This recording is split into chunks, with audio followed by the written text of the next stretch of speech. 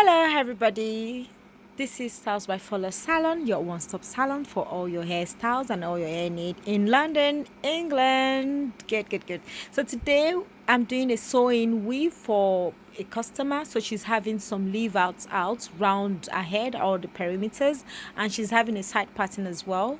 So I always start with doing like an anchor braid close to the the leave outs, so that it comes together, it gives it that kind of realistic kind of look. And obviously of course with the ankle braids as well, it makes it last longer when the hair is growing out and all that. So there is not a major disconnection between your leave out and your braids and your extension, sorry.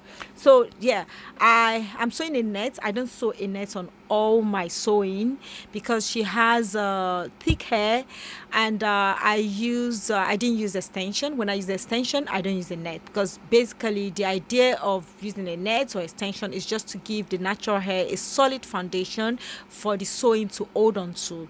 So when I don't use a extension, I use a net to cover the hair, to give it that foundation. Some customers don't actually like net, it irritate them as well. So good. So now I'm sewing in the extension. I double it from the back, so when I get to the top, I use single hair extension. I don't double it, and I don't glue my hair at all. I don't use the glue because of the ankle braids. I don't really need to use the glue because I go really close to the leave out weave and all that. So yeah, we saw this here, and I'm using yaki hair. We have this on our website of, you can go to current wigs. We have all our extensions for yaki extension, or all kind of extension you want to buy.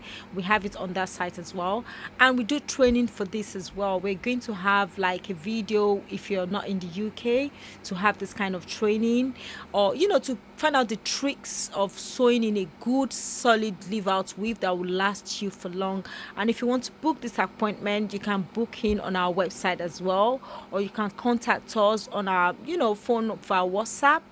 So yes girls, so this is I've almost finished here, and she has natural hair. And the good thing about the yaki is that it looks natural. You don't have to do too much like straightening or tonguing your hair to try to blend it.